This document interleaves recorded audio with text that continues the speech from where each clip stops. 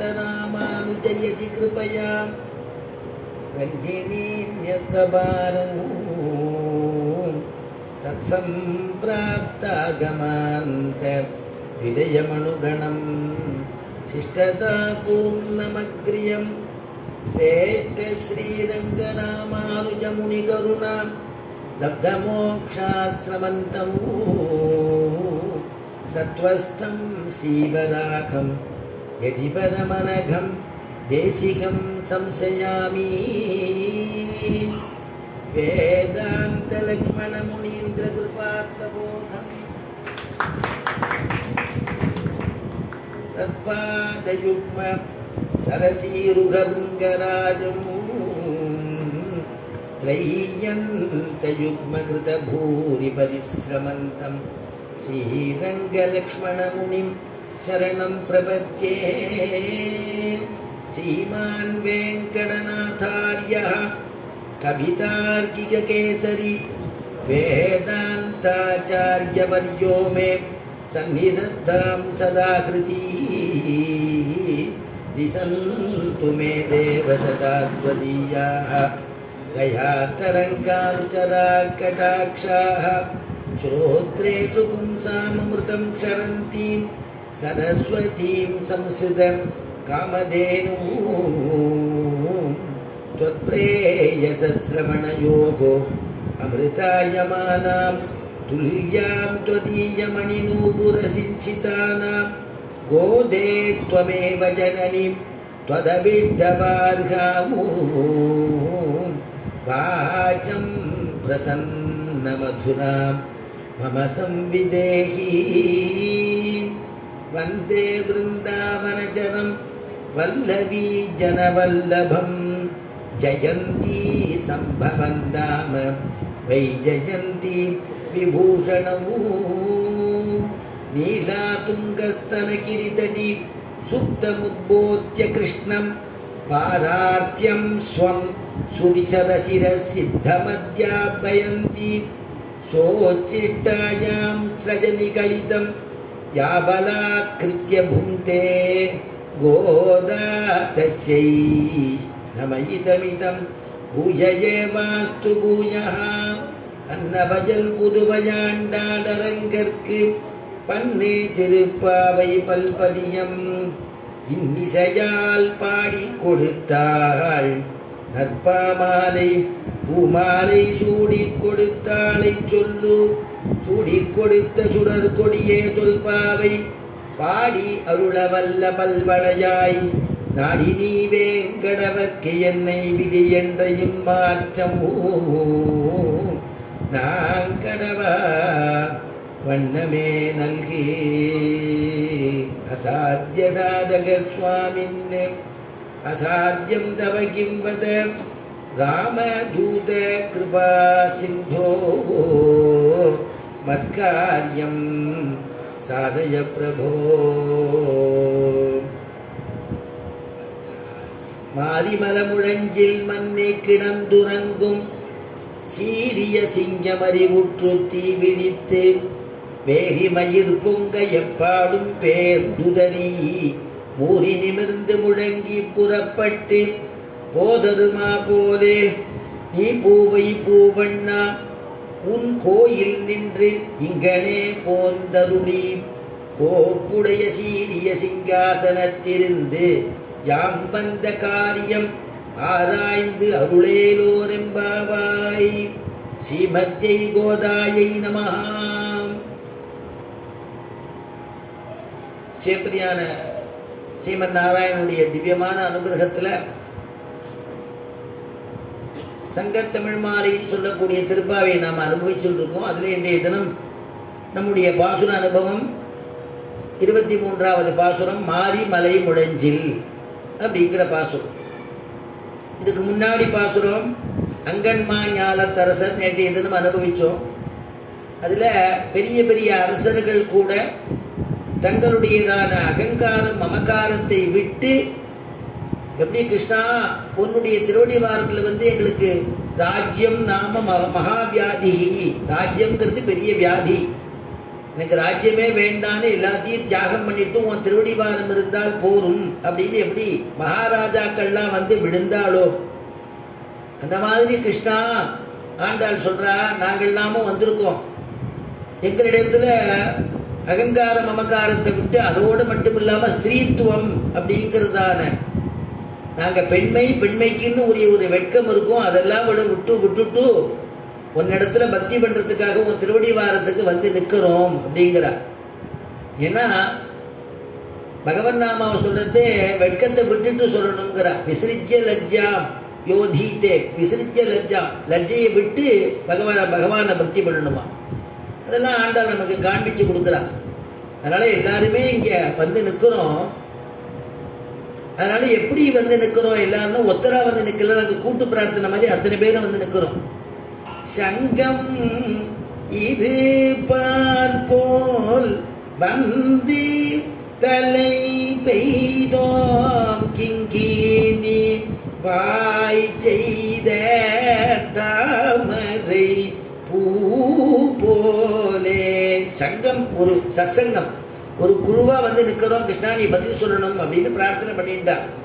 நீ எப்படி என்ன பார்க்கணும்னா செங்கன் சிரிச்சிருதே, உன்னுடைய கண்கள்னால அழகாக கொஞ்சம் கொஞ்சமா விழிச்சு எங்களுக்கு உங்களுடைய கட்டாட்சத்தை எனக்கு பண்ணணும், அனுகிரகம் பண்ணணும்னு கேட்டுண்டா. இந்த பாசுரத்தினால என்ன சொல்றா, பெருமாளுக்கு வந்து என்ன தோணித்தான், இத்தனை பேரும் வந்து அகங்காரம் மமகாரத்தை விட்டுட்டு ஸ்திரீத்துவங்கிற அபிமானத்தையும், தேகாபிமானம், தேகத்துக்குன்னு ஒரு அபிமானம் உண்டு, அந்த தேகாபிமானத்தையும் விட்டுட்டு வந்து நிற்கிறாளே அப்படின்னு பெருமாள் வந்து கஷ்டப்பட்டுட்டாராம் கிருஷ்ணன். நாம இவாளுக்கு அனுகிரகம் பண்ணணும் அப்படின்னு பெருமாளுக்கு வந்து இப்படி வந்து எல்லாத்தையும் விட்டுட்டு வந்து நிற்கிறாளே, நமக்காக வேண்டி நிற்கிறாளேன்னு பெருமாளுக்கு கஷ்டம் விட்டுருத்தான். ஆண்டாளே முதல்ல நெய்யுண்ணோம் பாலுண்ணோம் அப்படிலாம் நாங்கள் எதுவும் சாப்பிடலன்னா கிருஷ்ணன் வருத்தப்பட்டு ஓடி வந்துருவாங்கிறதுக்காக தான் சொல்றா. கோபிகைகள்லாம் பக்தைகள்லாம் கஷ்டப்பட்டா பெருமாளுக்கு பொறுக்காது. அதனால பெருமாள் உடனே வந்து அனுகிரகம் பண்ணுவாங்கிறதுனாலதான் இந்த மாதிரி விரதம் இருக்க போறோம் கிருஷ்ணா.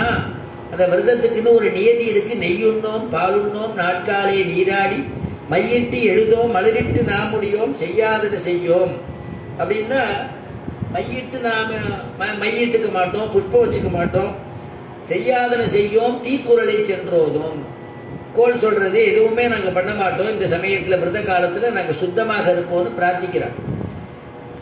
பெருமாளுக்கு கஷ்டமா போயிடுமா இப்படிப்பட்ட பக்திகள் கஷ்டப்படுறாள். இதே மாதிரி ராமாயணத்துல சொல்றா, ராமனும் இளைய பெருமாளான லக்ஷ்மணனும் சீதாதேவியும் கூட 14 வருடம் வனவாசம்னோட ராமனோட கிளம்பி போறா. தண்டகாரண்யம், அந்த பெரிய காடு தண்டகாரண்யத்துக்கு வந்தாச்சு. வந்தவுடனே அங்க இருக்கக்கூடிய ரிஷிகள்லாம் ஓடி வந்து ராமனுடைய திருவடி வாரத்துல விடறாளாம். எதுக்கு விழுந்தார்னா, சரணாகதி எதுக்கு வேணா பண்ணலாம். எனக்கு ஒரு வீடு வாசல் வேணும்னா பெருமாளை சரணாகதி பண்ணிக்கலாம், எனக்கு சந்தோஷத்தை கொடுன்னா சரணாகதி பண்ணிக்கலாம், எது என்ன ஆபத்துலேருந்து காப்பாற்றணும்னு சரணாகதி. காக்கையினுடைய சரணாகதி என்ன, காக்கை வந்து நான் வந்து எல்லாத்தையும் தெரிஞ்சுட்டு என்னுடைய ஆத்மாவை சமர்ப்பிக்கிறேன்னா வந்து ராமன் திருவடி வாரத்தில் விழுந்தது. என்னை வந்து இப்போ இந்த பான பிரம்மாத்திரத்தை நீ விட்டுருக்கிய ராமா, அது என்னை கொல்லாமல் இருக்கணும், நான் ஏதோ தப்பு பண்ணிட்டேன், என்னை வந்து உயிரை பிழைக்கும்படியா பண்ணிவிடுன்னு வந்து விழுந்தது. ஆபத்துக்காக சரணாகதி. சரணாகதியை வந்து நம்ம எதுக்கு பண்றோமோ அதுக்காக, எதுக்கு வேணா நம்ம சரணாகதி பண்ணலாம். ராமனே அதான் எதிர்பார்த்தா, ராவணன் இடத்துல கடைசியாவது வந்து திருவடி வாரத்தை விழுவானோ, என்னை காப்பாத்துன்னு என்னை விட்டுவிடுன்னு கேட்பானோன்னு பார்த்தா ராவணன் கடைசி வரைக்கும் கேட்கவே இல்லை. அதனாலதான் கடைசியில வதம் ஆயிடுத்து. அப்ப இந்த இடத்துல வந்து என்னன்னா, இந்த ரிஷிகள்லாம் ராமன் இடத்துல சரணாகதி பண்றாங்க. என்ன சொல்லி சரணாகதி பண்றா, ஏகி பஸ்ய சரீராணி, ராமா எங்களுடைய சரீரத்தை பாரு, இந்த இடத்துல எவ்வளவு காயம் வந்திருக்கு பாரு, இங்க எல்லாம் இப்படி காயம் வந்திருக்கு பாரு, உடம்பெல்லாம் ரத்த விளாராயிருக்கு, இந்த ராட்சசர்கள்லாம் எங்களை ரொம்ப பாடுபடுத்துறா, நாங்க வந்து பகவன் நாமாவை ஜபம் பண்ண முடியல, ஒரு யஜ்யம் யாகம் பண்ண முடியல, இவன் ராட்சதர்களுடைய தொல்லை ஜாஸ்தியா இருக்குன்னு சொல்லி எல்லாரும் ரிஷிகள்லாம் நீ தான் காப்பாத்தணும்னு சரணாகதி பண்றாள். இப்ப ராமன் நினைச்சுக்கிறாராம், நிச்சயமா காப்பாத்துறேன், எங்களுடைய தேசத்தில் இருக்கக்கூடிய உங்களுக்கெல்லாம் அரசனா இருக்கக்கூடிய நானு, ராஜகுமாரர்களா இருக்கக்கூடிய நானே வந்து விசாரிக்கணும், உங்களை விசாரிச்சு உங்களுக்கு வேணுங்கிற சௌரியத்தை பண்ணணும். ஆனா அந்த மாதிரி நான் விசாரிக்கலையே, நான் விசாரிக்க வேண்டியிருக்க என்னுடைய கடமையை நான் தவறிட்டேன். ஆனால் நீங்கள் வந்து என்னிடத்துல எல்லாரும் வந்து இந்த மாதிரி இப்படி இருக்கு எனக்கு செய்து கொடுக்கும் நீங்கள் கேட்குற மாதிரி நான் வச்சு விட்டேனே அப்படின்னு வருத்தப்படுறாரா ராமன். தன்னுடைய பக்தாதிகளோ பாகவதாலோ கஷ்டப்பட்டுட்டா அப்படின்னா பெருமாளுக்கு ரொம்ப மனசு கஷ்டமா இருக்குமா. அவளுக்கு ஏதாவது ஒரு விதத்தில் அனுகிரகம் பண்ணலாம் அப்படின்னு நினைப்பானா. அதனால ஏகி பசி சரீராணின்னா இந்த பாசுரத்தினால சொல்றா. ஏன்னா இவன் வந்து இப்ப கிருஷ்ணன் வந்து படுத்துட்டு இருக்கான், அவனை தான் எழுப்புறா. படுத்துட்டு இருந்தபடியே இவன் கேட்கறதுக்கெல்லாம் தலையாட்டிடுவான். அப்புறம் பொழுது விடிஞ்சிச்சுன்னா கிருஷ்ணன் நான் எப்ப சொன்னேன்பா, வெளியில எழுந்து வந்துட்டான்னா தூக்க கலகத்தை கூட சொல்லிடுவான் அப்படின்னு இவளுக்கெல்லாம் பயம், ஆண்டாள் கோஷ்டிக்கெல்லாம். அதனால இங்க சொல்றா, கண்ணா நீ வந்து நீ எப்படி படுத்துட்டு இருக்க தெரியுமா, ஒரு குகையில படுத்துட்டு இருக்க. நப்பின்னையுடைய திருமாளிகைங்கிறதான குகையில படுத்துட்டு இருக்க, நப்பின்னையோட எழுந்தொழி இருக்க. நீ அந்த சயன கிரகத்திலேருந்து நீ படுத்துட்டு இருக்கக்கூடிய சயன கிரகத்திலேருந்து அங்கேருந்து எழுந்து எழுந்து வெளியில வரணும். நீ வரும்பொழுது உன்னுடைய நடையழக நாங்கள்லாம் பார்க்கணும். நீ நடந்துட்டே வந்து சிம்மாசனத்துல எழுந்தருளி இருக்கணும். சிம்மாசனத்தில் எழுந்தருளி இருந்து நாங்க எதுக்கு வந்திருக்கோம் அப்படிங்கிறத நீனே எங்களுக்கு ஆராய்ந்து அருள வேண்டும் அப்படின்னு பிரார்த்திக்கக்கூடிய பாசுரம். அப்படிதான் பிரார்த்திக்கிறான். ஆண்டாள் கிருஷ்ணனை பார்த்து சொல்றா, மாதி மலை முழஞ்சில் மன்னி கிடந்தூரங்கும், மாரி மலை முழஞ்சில் மன்னி கிடந்தூரங்கும், சீரிய சிங்கம் அறிவுற்று தீவிடித்து, சீரிய சிங்கம் அறிவுற்று தீவிடித்து.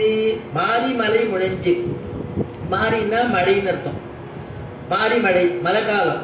இந்த மழை காலத்துல சிங்கம் என்ன பண்ணுமா, குகையை விட்டு வெளியில வராதான், கோயிலுக்குள்ளேயே உட்கார்ந்து படுத்துட்டு இருக்குமா, இடத்தேட போகாதான். மாரி மலை முழஞ்சில் மன்னி கிடந்துறங்கும். மன்னி கிடந்துரும்னா மன்னிங்கிற சப்தத்துக்கு சாஸ்வதமாக இருக்கக்கூடியவன் அர்த்தம். சாஸ்வதமா இருக்கக்கூடிய எம்பெருமான், எம்பெருமான் எப்படி இருக்கானோ அந்த மாதிரி இந்த சிங்கம் இருக்கான். அதனால இப்ப கிருஷ்ணன் தானே உள்ள நப்பினியோட படுத்துட்டு இருக்கான் சயன கிரகத்துல. அவனை கூப்பிடுற மாதிரி தானே ஆண்டாள் கூப்பிடுறா. அதனால மாரி மலமுடஞ்சில் மன்னி கிடந்துறங்கும்.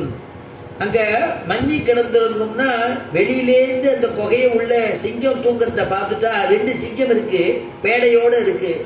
வெளியிலேருந்து பார்க்கும் பொழுது ஒரு சிங்கம் படுத்துட்டு இருக்கிற மாதிரி தெரியறதான், அப்படி சேர்ந்து படுத்துட்டு இருக்கான்.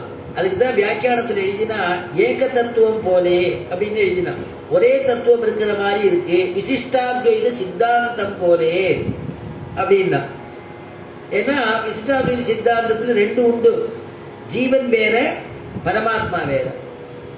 அப்படிங்கிறத வந்து தரிசனம் பேத ஏவச்ச அப்படிங்கிறார் வரதனே. காஞ்சிபுர வரதனே ராமானுஜருக்கு ஏற்பட்ட சந்தேகத்தை நிவர்த்தி பண்ணும் பொழுது திருக்கச்சி நம்பிகள் பிரார்த்திக்கிறார். பிரார்த்திக்கும் பொழுது திருக்கச்சி நம்பிகள் இடத்துல வரதராஜ பெருமாள் சொல்ற தரிசனம் பேத ஏவச்ச. தரிசனம்னா சித்தாந்தம், பேத ஏவச்ச அப்படின்னா அது ரெண்டு, பரமாத்மா வேறு ஜீவாத்மா வேறு அப்படிங்கிறத காண்பிக்கிறார் இல்லையா. அதான் விசிஷ்டாத்வைத சித்தாந்தம் போலே அப்படின்னு எழுதினான். அப்படி இருக்கக்கூடிய குகையில் இருக்கக்கூடிய அந்த சிங்கமானது அந்த குகைக்குள்ள இருக்கு, ரெண்டு சிங்கம் இருக்கு, வெளியில வரணும். மாரி காலத்துல மழை காலத்துல அது வெளியில வராது. அதனால அது என்ன பண்றா, இங்க வந்து ஆண்டாள் வந்து பிரார்த்திக்கிறா, நீ அங்க இருந்துட்டு சயன கிரகத்துல இருந்துட்டு நாங்க கேட்கறதுலாம் நீ தரேன்னு சொல்லிட்டீங்கன்னா பிரயோஜனம் இல்லை. நீ எழுந்து வரணும்னு உன்னுடைய நடையழக பார்க்கணும்னா சீரிய சிங்கம் அறிவுற்று தீவிடித்து. சிங்கம் எப்படி வரும் குகையிலேருந்து, அது வெளியிலேருந்து உள்ளேந்து வரும் பொழுதே கர்ஜனை பண்ணிட்டு வரும். அதுக்கப்புறம் சோம்பல் முறிக்கும், முன் ரெண்டு கால் பின் ரெண்டு கால் அப்படி மடக்கி நீட்டி மடக்கி எக்ஸசைஸ் பண்ற மாதிரி பண்ணிக்கும். முதல்ல உடம்ப தன்னுடைய வசம் கொண்டு வந்துக்கும். அதுக்கப்புறம் தான் அது ரெண்டு பக்கம் இப்படி திரும்பி பார்க்கும். அது எந்த பக்கம் போன விருப்பமோ அந்த பக்கத்தை போயிடும். அது சிங்கத்தினுடைய சுபாவம். அது அதைத்தான் ஆண்டாள் வந்து அனுபவிச்சு சொல்றா, சீரிய சிங்கம் அறிவுற்று தீவிழித்து. அறிவுற்றுன்னா என்ன அர்த்தம்னா, இன்னொருத்தர் வந்து எழுப்பி விடணுங்கிற அவசியம் இல்லாதபடியே சிங்கங்கள்லாம் தானே தானே எழுந்துக்கிறது. யாராவது எழுப்பி விடுறாளா? தானே எப்படி பொழுது பட்சிகள்லாம் பார்த்தீங்கன்னா போது விடிஞ்ச உடனே உதயாத் பூர்வம் சூரிய உதயத்துக்கு முன்னாடியே ஜாலம் பண்றது இல்லையா, இறை தேட புறப்படுறது இல்லையா, அணில்களோ அதாவது காலம்புற பொழுது விடிஞ்ச உடனே அது புறப்படுறது. அதுவும் நம்ம ஊர்ல வானராள்லாம் காலமே கிளம்பிடுறா, காலம்படியே 6 மணிக்கு அங்கங்கே கூட்டமா அங்கே நிற்கிறா பொழுது விடிய செய்ய. அந்த மாதிரி அவ புறட்டுறா. அந்த மாதிரி புரட்டு அது மாதிரி இந்த சீரிய சிங்கமானது வெளியில வருதான், முழங்கின்று வெளியில வருதான். அறிவுற்று யாரும் எழுப்பாதபடியே தானே உணர்ந்து எழுந்துக்கிறதாம். அறிவுற்று தீ விழித்து அதோடைய கண்கள் ஜுவாலையை கக்கிற மாதிரி கோபமா இருக்கும் சிங்கம். எல்லா பிராணிகளும் பயப்படுமே சிங்கத்தினிடத்துல. சிங்கராஜான்னு சொல்லுவா இல்லையா, எல்லாரும் பயப்படும், எல்லா மிருகங்களும் பயப்படும் சிங்கத்தினிடத்துல. அதனால அப்படி ஒரு தீ விழித்து எல்லாரையும் முறைக்கும்படியா கண்ணாலேயே பார்க்கிற மாதிரி அது கொட்டாய் விட்டாலும் பயப்படும், எல்லாம் பயப்படும். அதனால அப்படி பயப்படக்கூடிய ஒரு ஸ்திதியில இந்த சிங்கம் உள்ளேந்து எழுந்து வெளியில வரணுமா, நீ அந்த மாதிரி எழுந்து வா கிருஷ்ணா அப்படின்னு பிரார்த்திக்கிறார். அறிவுற்று தீ விழித்து வேரி மயிர் பொங்க எப்பாடும் பேர்ந்துதறி. வேரி மயிர் அப்படின்னா ஆழ்வார் சாதிக்கிறார், வேரின்னா ஒரு வாசனை, வேரின்னா ஒரு வாசனை, அதாவது சிங்கத்தினுடையதான பிடரி மயிலேருந்து ஒரு வாசனை வீசும், அந்த வாசனைக்கு வேரிங்கிறார். நம்மாழ்வார் சாதிக்கிறார், தாயாரை பத்தி சொல்லும் பொழுது வேரி மாறாத பூமேல் இருப்பால் வினை தீர்க்குமே அப்படிங்கிற சுவாமி நம்மாழ்வார். வேரி மாறாத பூ, இங்க ஆண்டாள் சொல்றா பூவை பூவண்ணா அசதி. அந்த புஷ்பம் ரொம்ப உயர்வான புஷ்பம். அந்த புஷ்பத்துல தாயார் வீட்டு இருக்கிறாளா. என்ன விதமான பூன்னா வேரி மாறாத பூன்னா. அதனால வேரி மாறாத பூ மேல் இருப்பாள்னா நிருசிம்மனுடைய மேல உட்கார்ந்துருக்கா. எதுக்காகன்னா வினை தீர்க்குமே, நம்முடைய வினைகள்லாம் தீர்க்கிறான் தாயார், கடாட்சம் பண்ணி தீர்க்கிறாளாம். அதனால இங்கே கூப்பிடுறா, வேரி வாசனை வருமே, அதனால உள்ளே இருந்து படுத்துட்டு இருக்கக்கூடிய சிங்கம் வரும்பொழுதே அந்த வாசனையை சேர்ந்து வருதான். சீரிய சிங்கம் அறிவுற்று தீவிழித்து வேரி மயிர் பொங்க, அதனுடைய கேசங்கள்லாம் குத்தி நிற்கிறது. வேரி மயிர் பொங்க எப்பாடும் பேர்ந்து உதறி, உடம்பு ஒரு சிரித்துக்கிறது. சிங்கம் என்னென்ன பண்ணுமோ அதெல்லாம் ஆண்டார் அப்படியே படம் பிடிச்சு காட்டுற மாதிரி சொல்றார். அதனால எப்பாடும் பேர்ந்து உதறி எப்படி புறப்படுறதா, மூறி நிமிர்ந்து ஒரு சோம்பேறித்தனம் அப்படி பிடிச்சி பின்னங்காலையும் முன்னங்காலையும் மடக்கி நீட்டி, முதுக மடக்கி நீட்டி, அதுக்கப்புறம் மூறி மூறி மூறி நிமிர்ந்து முழங்கி புறப்பட்டு. முழக்கம்னா என்னன்னா கர்ஜனை, சிங்கத்தினுடைய கர்ஜனை. அந்த கர்ஜனை பண்ணிட்டு புறப்படுறதுதான் முழங்கி புறப்பட்டு அப்படின்னு சிங்கத்தினுடையதான நடையை சொல்றா. அந்த சிங்கம் வரும் பொழுது அதோடைய நடை எவ்வளவு அழகா இருக்குமோ கிருஷ்ணா, அந்த மாதிரி உன்னுடைய நடையை நாங்க பார்க்கணும் அப்படிங்கிற. பெருமாளுக்குன்னு சில நடையெல்லாம் உண்டு இல்லையா, அன்னைக்கே நம்ம அனுபவிச்சோம்.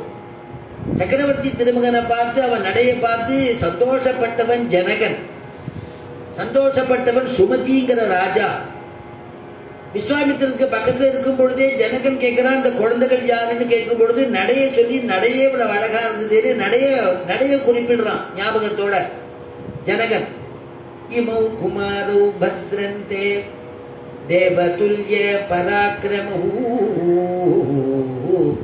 இமௌ குமாரோ பத்ரந்தே தேவதுல்ய பராக்கிரமூ, கஜ சிம்ம கதி வீரவு சார்தூல விஷபோபமவு எதிர்ச்சையைவ சம்பிராப்தௌ. அப்படி சொல்லும் பொழுது இவ எப்படி இருக்கார்னா, அஸ்வினா விவரூபேன சமுபஸ்தித யௌவனவு. இப்படி வராளேன்னா கஜ சிம்ம கதி வீரம். வால்மீகி 4 நடைய எழுதுற.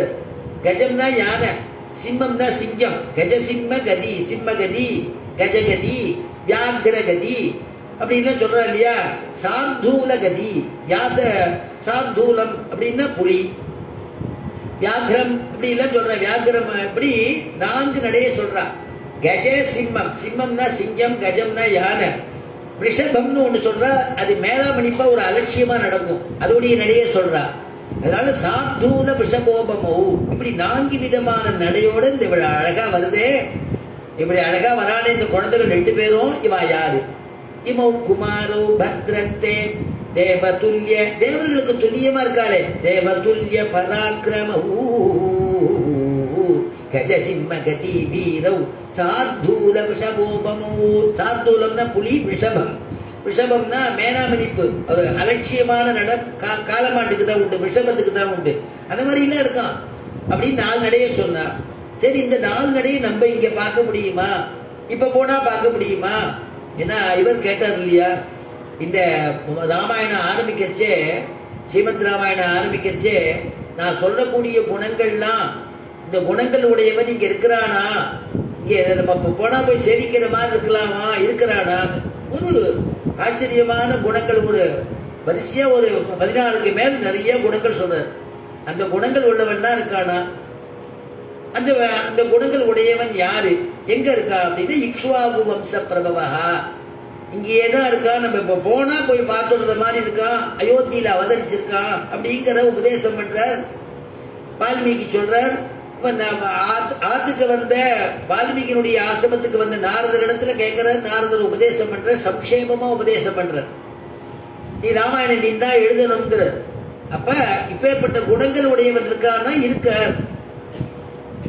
அவன் தான் சக்கரவர்த்தி திருமகன் ராமன் பேரு, பரமாத்மாவே அவதரிச்சிருக்கான் அப்படின்னா சொல்றான். அப்புறம் பிரம்மதேவன் அவருடைய நாக்கில இருந்து எழுதும்படியா பிரேரணை பண்றார், சரஸ்வதி அனுகிரகம் பண்றார், ராமாயணம் பூர்த்தியா கிடைக்கிறது. அந்த மாதிரி இந்த 4 நடையை ராமாயணத்துல ராமன் தான் நடந்தானா, இப்ப நம்ம அந்த நடையை பார்க்க முடியுமா? அப்ப அவதாரம் பண்ணவாதானே அதை பார்த்திருக்க முடியும் அப்படின்னா இப்பயும் பார்க்க முடியுங்கிறா வியாக்கியாதாக்கள். இப்ப எங்க பார்க்கலாம்னா 4 வித நடையழகையும் நம்பெருமான் பக்கலிலே காணலாம் என்றபடி. ஸ்ரீரங்கத்தில் இருக்கோம் இல்லையா, பெரிய பாக்கியம் நமக்கு. 4 வித நடையழக நம்பெருமாள் பக்கல்ல, நம்பெருமாள் புறப்பாட்டுல பார்க்கலாம். கஜசிம்மம், கஜம் போல யானை மாதிரி அசைஞ்சு அசைஞ்சு வரக்கூடிய நடை, சிம்மம் போல ஒரு காம்பீரியம், கம்பீரமா நடக்கக்கூடிய ஒரு அழகு, அதே மாதிரி புலி மாதிரி பாஞ்சி பாஞ்சி நடக்கக்கூடிய ஒரு அழகு, எல்லா நடையும் உண்டு நம்பெருமாளுக்கு. வியாக்கிரம் விஷபத்தை போல, விஷபத்து வியாக்கிர நட விஷபத்தை போல நடக்கக்கூடிய நட 4 நடையும் காமிக்கிறான் நம்ம ரங்கநாதன். அதுக்கு மேலேயே காமிக்கிறான். இப்ப கருவுக்கு தாயார் ஏழ்றார், தாயாரோட வரணும்னா தாயார் ஹம்சகதியில வந்தா தானும் ஹம்சகதியில வரான் நம்பெருமாள். தாயாருக்கு ஒசர வேண்டி மெதுவா ஜாக்கிரதையா வரான். தாயார் அழைச்சிட்டு வரணும் போது கிட்ட முன்னாடி போயிட்டா தம்பதிகள் சேர்ந்தாப்புல போகணும், சேர்ந்தாப்புல வரணும். அதுதான் இங்கீதமெல்லாம் பெருமாள்கிட்ட தான் நம்ம கத்துக்கணும். பெருமாள் பொறுப்பா அழைச்சின்னு வர்றாரு தாயார், அந்த மாதிரி ஹம்சகதியில வர்றாரு. அதுக்கு பிறகு பெருமாள் உள்ள போய் ஏகாந்தத்துல போய் அடையணும்னா சர்ப்பகதியில உள்ள போயிடுறாரு பெருமாள். அப்படி இன்னும் பலவிதமான கதிகளை காமிக்கிறார் நம்முடைய நம்பெருமாள். அதான் எழுதினா 4 நடையழகையும் நம்பெருமாள் மக்களிலே காணலாம் அப்படின்னு எழுதினான். அதுக்கப்புறமா திருமங்கை ஆழ்வார் ஆச்சரியமான ஒரு திவ்ய தேசத்துக்கு, திருநீர்மலைன்னு சொல்லக்கூடிய திவ்ய தேசத்துக்கு எழுந்தருள்றார். அந்த பெருமாள், அந்த திவ்ய தேசத்தினுடைய விசேஷம் என்னன்னா 4 விதமான பெருமாள் அங்க எழுந்தருள் இருக்க. 4 திவ்ய தேசத்தை சேவிச்சதுடைய பலன் கிடைக்கிறது அங்க இருக்கிற பெருமாள்னாலேயே. அற்புதமா போய் சேவிச்சுடலாம். அன்றாஜர் குலக்கொடியோடு அணிமாமலர் மங்கையோடு அன்படவி, அன்றாஜர் குலக்கொடியோடு அணிமாமலர் மங்கையோடு அவுணன் என்றானும் இரக்கமில்லாதவனுக்கு உரையுமிடமாவது, இரும்பொழில் சூழ் நன்றாய புனல் நரையூர் திருவாலி குடந்தை தடந்திகள் கோவல் நகர் நின்றான் இருந்தான் கிடந்தான் நடந்தார் கிடம் மாமலையாவது நீர்மலையே. அன்றாயர் குலக்கொடியோடு அணிமாமலர். பெருமாளுக்கு திருநாமம் நீர்வண்ணன் பேரு, தாயாருக்கு திருநாமம் அணிமாமலர் மங்கை அப்படின்னு பேரு. அணிமாமலர் மங்கைன்னு பேரு அந்த தாயாருக்கு. ஆச்சரியமான பெருமாள் தாயார். ஆழ்வார் பாசுரத்திலே குறிப்பிடுறார், அன்றாஜர் குலக்கொடியோடு, ஆஜர் குலத்துல அவதரிச்சவர், அணிமாமலர் மங்கையோடு அன்பளவி, அவுனர்க்கு என்றானும் இரக்கமில்லாதவனுக்கு உரையுமிடமாவது. அசுரர்கள்ட்ட தயையை காமிக்க மாட்டான் பெருமாள். ஏன்னா அவ சாதுக்களை துன்புறுத்துறாளே. பெருமாளுக்கு சத்துருக்களே கிடையாது. சத்துருக்கள் உண்டான்னா உண்டு. யார் யார் சாதுக்களை நலியிறாளோ அவளை பெருமாள் மதம் பண்ணிடுவான். சாதுசனத்தை நலியும் கஞ்சனை சாதிப்பதற்கு ஆதியம் சோதி குருவை அங்கு வைத்து இங்கு பிறந்த வேத முதல்வனை பாடி வீதிகள் தோறும் துள்ளாதார் போதி உணர்ந்தவர் முன்னா என் சவிப்பார் மனுஷரே சாது சனத்தை நலியும். அதனால சாதுக்களை நலிஞ்சா அவள அசுரர் இடத்துல இறக்கமில்லாதவர் எம்பெருமா. ஏன்னா அவ பாகவதால நலியறா, கஷ்டப்படுத்துறா, கொடுமைப்படுத்துறா. அதனால அவுனற்கு என்றாலும் இரக்கமில்லாதவனுக்கு உரையுமிடமாவது. அவன் உரையக்கூடிய இடம், நித்தியபடி வாசம் பண்ணக்கூடிய இடம் எதுன்னா திருநீர்மலை. அதனால உரையும் இரும்பொடில் சூழ். எந்தெந்த திவ்ய தேசத்தை, ஒரு 4 திவ்ய தேசத்தை குறிப்பிடுறா. இரும்பொடில் சூழ் நன்றாய புனல் நரையூர் திருவாலி குடந்தை தடந்திகள் கோவல் நகர். ஆச்சரியமான திருநறையூர்ங்கிற திவ்ய தேசம். திருநறையூர்ல பெருமாள் நின்ற திருக்கோலத்தை சேவை சாதிக்கிறார். திருக்குடந்தை சயனிச்சுட்டு இருக்கக்கூடிய பெருமாள் ஆராவமுதே அடியேன் உடலம் நின்பால் அன்பாயே நீராயளைந்து கரைய உருக்குகின்ற நெடுமாலே சீரார் சென்னல் கவரி வீசுமோ செடி நீர் திருக்குடந்தை ஏறார் கோலம் திகழக் கிடந்தாய் கண்டேன் எம்மானே ஆராவமுதே அடியேனுடலம். அந்த பெருமாள் சேனிச்சுட்டு இருக்காரு இல்லையா, அதை சொல்ற. திருக்குடந்தை தடந்திகள் கோவல் நகர், திருக்கோவலூர்ங்கிற திவ்ய தேசம். இப்படி திருநீர்மலை என்ன, திருநறையூர் என்ன, திருக்குடந்தை என்ன, திருக்கோவலூர்ங்கிற பெருமாள் நடந்துட்டு இருக்கார். திருவிக்கிரம அவதாரம் இல்லையா, அதனால் நடந்து இருக்கக்கூடிய பெருமாள். இப்படி 4 வித நடையான பெருமாளையும் அங்கே சேவிக்கலாமா. நின்றான் இருந்தான் கிடந்தான் நடந்தார் கிடம் மாமலையாவதி நீர்மலையே. நின்றான் இருந்தான் கிடந்தான் நடந்தார் கிடம் அப்படின்னு ஆழ்வார் மங்களாசாசனம் பண்ணியிருக்க. திருநீர்மலையில நீர்வண்ணன்னு பேர். இந்த பெருமாளை சேவிக்கும் பொழுது ஒரே வெள்ளம் நீர் சூழ்ந்திருந்துதான். திருமங்கை ஆழ்வார் எழுத்துருச்சு. அங்க இருக்கிற மலையில தபஸ் பண்ணிட்டு காத்துட்டு இருந்தாரா நீர் வடிகட்டும்னு. நீர் வடிஞ்சோடனே பெருமாளை சேவிக்கலாம்னு. அப்படிப்பட்டதான பெருமாள் வரப்பிரசாதி திருநீர்மலை அப்படிங்கிறதான திவ்ய தேசம். அங்க நீர்வண்ணனா இருக்கான். நைமிசாரண்யத்துல வனரூபியா இருக்கான் பெருமாள். உடனே ஒரு கிருஷ்ண பக்தர் சொன்னார், உங்க ராமன் இடத்துலதான் கிருஷ்ணன் அசஞ்சலமான ஒரு பக்தி உடையவர். அவர் சொன்னார், ராமன் இடத்துலதான் 4 நடையை நீங்க போய் பார்க்கணும். அவர் எப்ப நடக்கிறாரோ அப்பெல்லாம் போய் பார்க்கணும். எங்க நடந்தார், எப்படி நடந்தாருன்னு போய் பார்க்கணும். எங்க கிருஷ்ணனுக்கு அந்த அவசியமே இல்லை. 4 நடையழகையும் தொட்டிலே காணலாம் என்றபடி அவன் படுத்துட்டு இருக்கிற தொட்டிலேயே பார்த்துள்ளான்னு. ஏன்னா அப்படிப்பட்டதான தொட்டிலா அது. அந்த தொட்டில இந்த குழந்தைய யசோதம்மா பாவத்துல பாடுறார். பெரியாழ்வார் யசோதம்மா பாவத்துல பாடுறார். அதனால யார் கொடுத்த தொட்டில் அப்படின்னா பிரம்மதேவனே கொடுத்த தொட்டில் இல்லையா அது. அதுல தானே கடனை தூங்க பண்றாளாம். அப்ப பிரம்மதேவன் கொடுத்த தொட்டிலாம். மாணிக்கம் கட்டி வைரமிடை கட்டி ஆனி பொன்னால் செய்த வண்ணச் சிறு தொட்டில். மாணிக்கம் கட்டி வைரமிடை கட்டி ஆனி பொன்னால் செய்த வண்ணச் சிறு தொட்டில். பேரி உனக்கு பிரமல் விடுதந்தான் மாணிக்குரலனே தாலேலோ வையமளந்தானே தாலேலோ. மாணிக்கங்கட்டி வைரமிடை கட்டி, தங்கத்தினால ரேக்கம், தங்கத்தினால தொட்டில், அதுல மாணிக்கம் பதிச்சிருக்கான், வைரம் பதிச்சிருக்கான். மாணிக்கம் கட்டி வைரமிடை கட்டி ஆனி பொன்னால் செய்த வண்ணச் சிறு தொட்டில். பேணி உனக்கு பிரமல் விடுதந்தான் மாணி குரலனே. குரலனேன்னு ஞாபகம் வந்துடுத்து. திருக்குறளப்பன் தெரியுமா? வாமன அவதாரமான திருவிக்கிரம அவதாரம் பண்ணினாரு, அது ஞாபகம் வந்துடுத்து பெரியாழ்வாருக்கு. மாணி குரலனே தாலேலோ பையமளந்தானே தாலேலோ அப்படின்னு பாடுறான் பெருமாள். அப்படி கொஞ்சரார் பெரியாழ்வார். சங்கின் பலம்புரியும் சேவடி கிங்கினியும் அங்கை சரிவலையும் நானும் வரை தொடரும் அங்கண் விசும்பில் அமரர்கள் போர்த்தந்தாள் செங்கண் கருமுகிலே தாலேலோ தேவகி சிங்கமே தாலேலோ. குழந்தை அழுதுண்டே இருந்துதான்.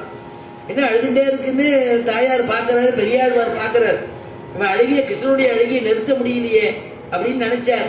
சரி, அதுக்கு ஒரு யுக்தி பண்ணுவோம், அவன் அழுக நிறுத்துறதுக்கு அப்படின்னு நினைச்சார். காணா நருந்துடாய் கை செய்த கன்னியும் வானார் செடுஞ்சோலை கற்பகத்தின் வாசிகையும்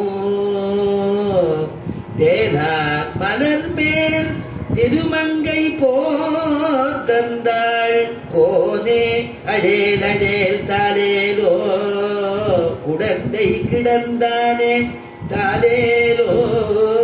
அதாவது தாயார் தொடுத்த திருத்துழாயம், தாயார் தொடுத்த புஷ்பமா. அதனால இங்க என்ன சொல்றா? காணார் நருந்துழாய் கை செய்த கண்ணியும் பானார் செழிஞ்சோலை கற்பகத்தின் வாசிகையும். தாயார் கொடுத்திருக்கா, சாத்திக்கோ இந்த பூ வச்சுக்கோ கையில இருந்தா பேசாம இருந்துட்டாங்க கம்பெனி. தாயாருடைய சம்பந்தம் கிடைச்சோன்னு, பிராட்டி சம்பந்தம் கிடைச்சோன்னு கிருஷ்ணன் பேசாம இருந்துட்டாள். கை செய்த கண்ணியும் பானார் செழிஞ்சோலை கற்பகத்தின் வாசிகையும் கோனார் தேனார் மலர் மேல். தேன் அப்படியே கக்கர் தான் அது. தேனார் மலர் மேல் திருமங்கை தாயார் போத்தந்தால் கோனே ராஜாவே. ராஜான்னு குழந்தைய நமக்கு கொஞ்சம் இல்லையா? ராஜாவே அழாதே அடேல் அடேல் தாலேலோ அப்படின்னு எல்லாம் சமாதானப்படுத்துற. அப்படி இருக்கிற பெருமாள் இல்லையா அவர்? சரி, இப்போ அந்த தொட்டில் காணலாம்னு எப்படி சொன்னார்னா, தொட்டில கிருஷ்ணன் படுத்துட்டு இருந்தான்னா சேன திருக்கோலமா. தொட்டிலுக்குள்ளேயே எழுந்து எப்படி எப்படி நட போட்டான்னா அவன் பெருமாள் நடையழக பார்த்துடலாமா. தொட்டிலேயே அந்த கம்பியை பிடிச்சின்னு அப்படி நின்றுட்டு இருந்தான்னா, சங்கிலியை பிடிச்சி நின்னானா நின்ன திருக்கோலமா. எல்லாமே தொட்டில பார்க்கலான்னு நடையழகோ உட்கார்ந்து இருக்கிறதோ அவனுடைய நடையழகை அவர் கிருஷ்ண பக்தர் அவர். அதனால இது எல்லாத்தையும் இந்த தொட்டிலேயே நம்ம பார்த்துடலாம், கிருஷ்ணனுடைய வடிவழக அப்படின்னு அனுபவிக்கிறது. சரி, அந்த அப்படிப்பட்ட தொட்டில படுத்துட்டு இருந்த கிருஷ்ணனை நம்ம பார்க்க முடியுமா? இப்போ போய் இப்போ போனா பார்க்க முடியுமா அப்படின்னு நம்ம கேட்கக்கூடாதுங்கிறதுக்காக தான் ஆழ்வார் ஒவ்வொரு பாசுரமும் பண்ணி பண்ணி பண்ணி அந்த பாசுரத்தினுடைய முடிவில் அந்த கிருஷ்ணன் தான் இங்க இருக்கான், அந்த ராமன் தான் இங்க இருக்கான்னு நமக்காக காமிக்கிறது. தேவரையும் அசுரரையும் திசைகளையும் படைத்தவனே. தேவரையும் அசுரரையும் திசைகளையும் படைத்தவனே. யாவரும் வந்தடி வணங்க அரங்க நகர் துயின்றவனே. காவிரி நல் நதி பாயும் கணபுரத்தியன் கருமணியே.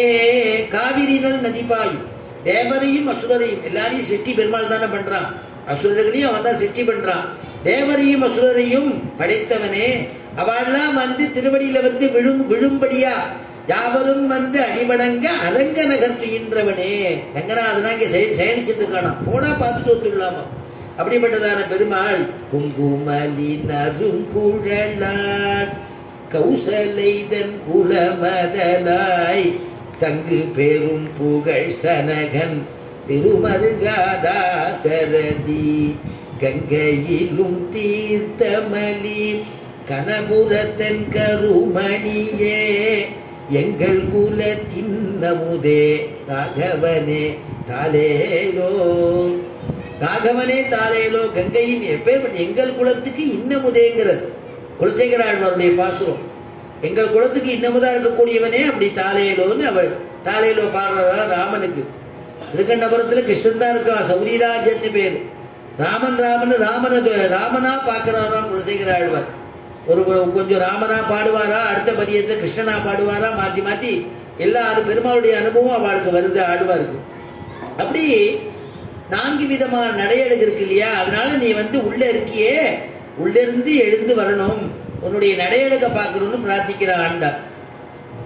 மாரி மலை முழஞ்சில் மன்னி கிடந்தூரங்கோ சீரிய சிங்கம் அறிவுற்று தீ பிடித்து வேரிமயில் பொங்க எப்பாடும் பேர்ந்துதறி மூறி நிமிர்ந்து முழங்கி புறப்பட்டு போதருமா போலே நீ பூவை பூவண்ணாவுள் கோயில் நின்று இங்கனே போந்தருளி கோப்புடைய போதருமா போலே நீ பூவை பூவண்ணா. பெருமாள் எப்படி பூவை பூவண்ணா அப்படின்னு எதுக்கு சொல்றா? பெருமாள் வடிவழகு அவன் பூ போல மென்மையானவன், அவன் அதசி புஷ்ப சங்காசம், அதிசி புஷ்பத்தை போல இருக்கிறான். அப்படிப்பட்டதான மென்மையானவனம், மென்மை போதருமா போல. இப்ப நம்ம சிங்கத்தை பத்தி சொன்னோம், குகையில இருக்குன்னு சொன்னோம், வந்துட்டு இருக்கு. இந்த மாதிரி சொன்னவன் நமக்கு என்ன ஞாபகம் வரும்? பெரும்பாலும் நரசிம்மனுடைய ஞாபகம் வரும். சிங்கம்னா சிங்க பெருமாள் அப்படிங்கிற ஞாபகம் வந்துடும் இல்லையா? சிங்க பெருமாள் எப்படி நமக்கு அனுகிரகம் பண்ணினார்? அவரும் குகையில இருக்கிறவர் தான். குகையில அகோபிலம்ங்கிறதான குகையில இருக்கிறது இல்லையா? அகோபிலே காருட சைல மத்தியே கிருபா வசாத் கல்பித சந்நிதானம் லக்ஷ்மியா சமாலிங்கித பாமபாகமோ லக்ஷ்மீ நிருசிம்மம் சரணம் பிரபத்யே லக்ஷ்மீ நிருசிம்மம் சரணம் பிரபத்யே. அகோபிலே காருட சைல மத்தியே. அகோபிலங்கிற ஒரு குகை, பிலம்னாலே குகைன்னு அர்த்தம். அகோபிலம்னா இப்பேற்பட்ட பெரிய குகை. அகோபிலம் குலம் குகையில் இருக்கக்கூடிய நரசிம்மன். அங்கிருந்து பெருமாள் நரசிம்மன் வெளியில வரான் இல்லையா? காருட சைல மத்தியே கிருபாவசாத்து கிருபையினால கல்பித சந்நிதானம் லக்ஷ்மியை ஆலிங்கனம் பண்ணிட்டு இருக்கான். லக்ஷ்மியா சமாலிங்கித பாகம் லக்ஷ்மீ நிருசிம்மம் சரணம் பிரபத்யே லக்ஷ்மீ நிருசிம்மம் சரணம் பிரபத்யே. ஸ்தோத்திரம் பண்றா இல்லையா? அப்படிப்பட்ட பெருமாள் எதுக்காக அவதாரம் பண்ணா? ஒரு பாகவதனை துன்புறுத்தினான். பாகவதனுக்காக, பாகவதனை துன்புறுத்துறானேங்கிறதுக்காக அவதாரம் பண்ணினான் பெருமாள். அதுவும் ஹிரண்யன் முதல்ல ஒவ்வொருத்தரையா அனுப்பி அந்த குழந்தைய அவ்வளவு கஷ்டப்படுத்தினா. ஹிரண்யன் குழந்தைய பிரகலாதன 5 வயசு குழந்தை பார்த்தால போய் சேர்ந்தது. போயிட்டு என்ன படிச்சிருக்கேன்னு கேட்கிறான். பெருமாளை பத்தி சொல்லித்து சிரவணம் கீர்த்தனம் விஷ்ணோகோ ஸ்மரணம் பாதசேவனம் அர்ச்சனம் வந்தனம் தாஸ்யம் சக்கியம் ஆத்ம நிவேதனம் இப்படிலாம் நவவித பக்தியை சொல்லித்து. என்னமா நீ விஷ்ணுவ பக்தியை பத்தி சொல்லுவேன்னு சொல்லி இவனுக்கு தண்டனை கொடுக்கோன்னு அவனுக்கு ஏதோ அவனை வதம் பண்ணணுங்கிறதுக்காக மலையிலேருந்து தள்ளி விடுறான். விஷம் கலந்த பாலை கொடுக்க சொல்றான். பாம்பனுடைய விஷம் கலந்த பாலை பாம்பை விட்டு தீண்டும்படியா சொல்றான். யானையை விட்டு தலையை எடுரும்படியாக பண்றான். ஈட்டியால பாய்ச்ச சொல்றான். என்னென்ன பண்ணணுமோ எல்லா விதமான கொடும் செயலும் பண்ணினான். ஒவ்வொரு சமயத்திலையும் பெருமாள் காப்பாத்தினர். அப்படிப்பட்டதான ஒரு மகா விஸ்வாசம் இருந்தது பிரகலாதனுக்கு இல்லையா? நமக்கு எல்லாம் அதுதான் வேணும். மகா விஸ்வாசம் இருக்கணும் இல்லையா? நம்ம ஆச்சாரியன்ட்ட மகா விஸ்வாசம் இருக்கணும், பெருமாள்கிட்ட மகா விஸ்வாசம் இருக்கணும். அவன் நம்மளை காப்பாற்றுவான் அப்படின்னு. மலையிலேருந்து தள்ளி விட்டதான ஹிரண்யன் பிரகலாதன் எப்படி விழுந்தானா? அப்படி மார்புல கைய வச்சுன்னு விழுந்தான். ஏன் மார்புல கைய வச்சுன்னு விழுந்தான்னு உரையாசிரியர்கள் அனுபவிக்கிறா. குழந்தை சொல்ற மாதிரி, பதில் சொல்ற மாதிரி, எனக்கு காணி வந்துட்டா பரவாயில்ல, என் உடம்புக்கு ஆபத்து வந்துட்டா பரவாயில்ல, உள்ள ஹிருதயத்தில் இருக்கக்கூடிய ஹரி, அந்த ஸ்ரீஹரிக்கு எந்த விதமான ஆபத்து வரக்கூடாதுன்னு அப்படி ஹிருதயத்துல கைய வச்சுட்டு குழந்தை விழுந்துதான் பிரகலாத ஆழ்வான் இல்லையா? அப்படிப்பட்டவன் அசுர குலத்துல பிறந்தாலும் பிரகலாத ஆழ்வான் அப்படின்னு அவனுக்கு திருநாமம் இல்லையா? இந்திரனே தேவகுலத்துல பிறந்தாலும் நேற்றுக்கு அனுபவிச்சோமே, ஜெயந்தன் காக்காசுரன் பேர் வந்துருத்து. அப்ப அவதரிக்கிற குலம் ஒரு பக்கமா இருந்தா கூட உன்னுடைய குணத்தினாலதான் பேரு. நீ எப்படி குணம் இருக்கு அந்த குணத்துக்கு தகுந்த பேரு தான் இல்லையா? பெருமாளே ஆனா கூட பூலோகத்துல அவனே அவதாரம் பண்ணிட்டா கூட குணத்தோட இருக்கணும். அதனாலதானே இளைய பெருமாள் சொல்றான், சக்கரவர்த்தி திருமகன் ராமபிரான் பெருமாள் பரமாத்மா என்னுடைய அண்ணான்னு சொல்லல, குணைஹி தாஸ்யமுபாகதா, அவருடைய குணத்துக்கு ஆட்பட்டு நான் கைங்கரியம் பண்றேன் தான். பிரகலாதன் இவ்வளவு பாடுபடுத்தினவன் கேட்கிறான், ஹிரண்யகசிபு எங்கடா இருப்பான், எந்த தூண்ட இருப்பான், எங்க இருக்கான்னு சொல்லு. எங்கும் வியாபிச்சிருக்கானா, எங்கும் இருக்கான். நம்மாழ்வார் சாதிச்சார் இல்லையா, எங்கும் உளன் கண்ணன் என்ற மகனை காய்ந்து. குழந்தை சொல்றதுதான், எங்கேயும் இருக்கான் எனக்கு தெரியறது. அசுரவரியா அசுரத்தினுடைய தலைவனே கூப்பிடுறதான். அப்பான்னு கூப்பிடல, சம்ஸ்கிருதத்தில் தாத்தேன்னு ஒரு வார்த்தை, கூப்பிடல. அசுரவரியா பிரம்மன்னே அப்படின்லாம் அழைக்கிறது. அப்ப சாணிலூங்குளன் ஓர் தன்மை அணுவினை சதகூரிட்ட கோணிலும் உளன் மாமேறு குன்றிலும் உளன் இன்னின்ற தூணிலும் உளன். எங்க இருக்கான்னு கேட்ட பொழுது கம்பன் அனுபவிக்கிறான். சாணிலும் உளன், எங்க எல்லா இடத்துலயும் இருக்கா அந்த ஹசீஹரி. சதகூரிட்ட கோணிலும் உளன், ஒரு நெல் இருக்கு, ஒரு நெல்லுடைய நுனிய பாகம் பண்ணி அதை விபாகம் பண்ணி அதை கத்திரிச்சுட்டு அதுலயே 100 பண்ணினா கூட அதுலயும் பெருமாள் சாணித்திய பெருமாள் இருக்கானோ.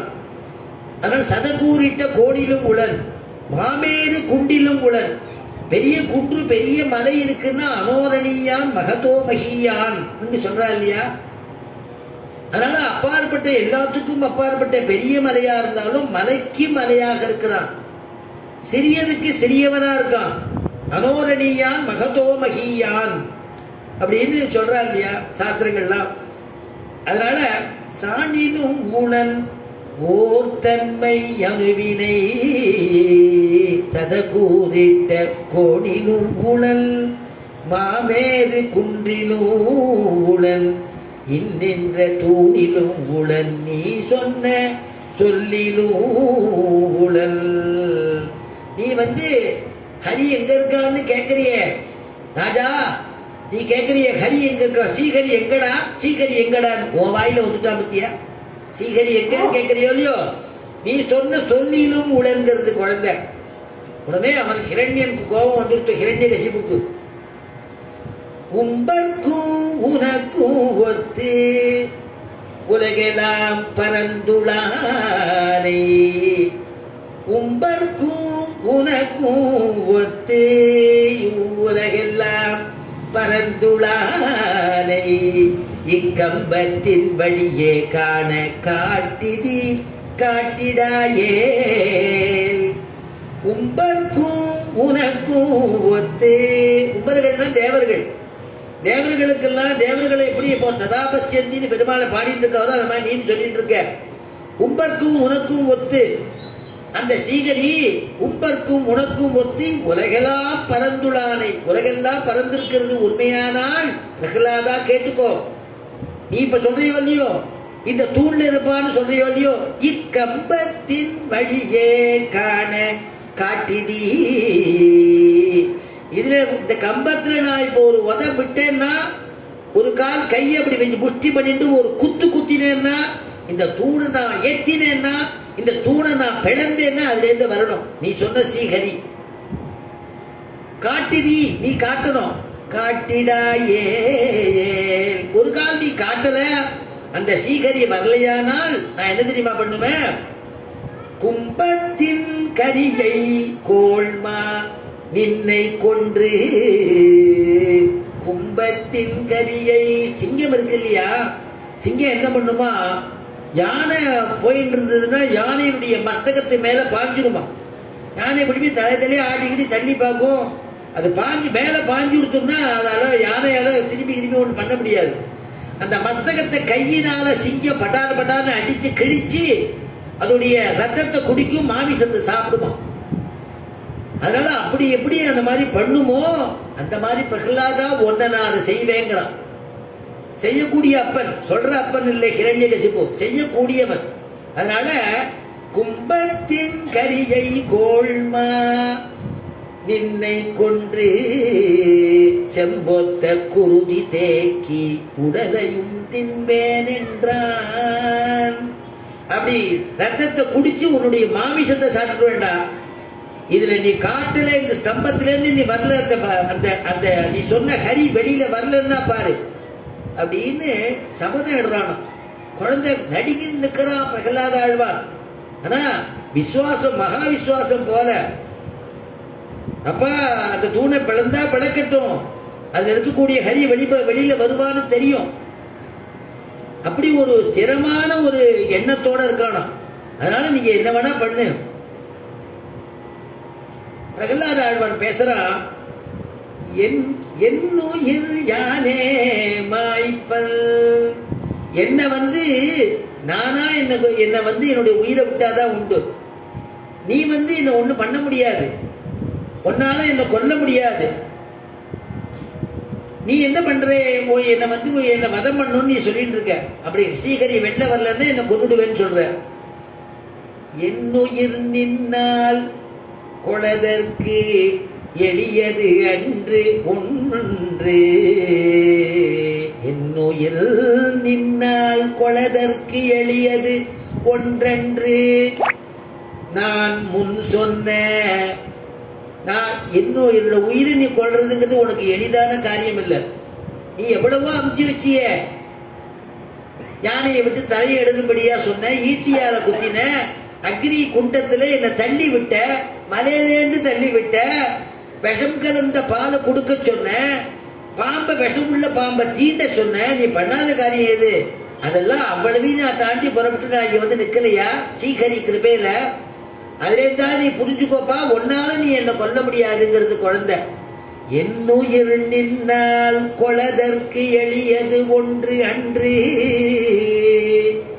நான் முன் சொன்னவள் தொட்ட தொட்ட இடத்திலும் தோன்றானாயில். நான் முன் சொன்னவன் தொட்ட தொட்ட இடத்திலும் தோன்றானாயில். நான் முன்னாடி சொன்னேன் இல்லையா, ஹரி இங்க இருக்கான், அந்த தூண்ல இருப்பான்னு சொன்னேன் இல்லையா. நான் எங்க தொட்டாலும் அந்த ஹரி இருப்பான், எங்க தொட்டாலும் அங்க இருப்பான். சுவாமி தேசிகன் சொன்னார், பக்தஸ்ய தானவசிசோகோ பக்தஸ்ய தானவசிசோகோ பரிபாலனாய. தானவசிசோ, தானவன்னா யாருன்னா அசுரன். அசுர குழந்தைய காப்பாற்றணுங்கிறதுக்காக திருவுள்ளமா பெருமாளுக்கு. அதனால அந்த பக்தன் அசுர குழந்தையா இருந்தாலும் பக்தன். பக்தஸ்ய தானவசிசோகோ பரிபாலனாய பத்ராம் நிருசிம்ம குஹனாம் மதிசக்முசஸ்தே ஸ்தம்பைகவஜ்ஜ மதுனாபி கரீசனூனம்.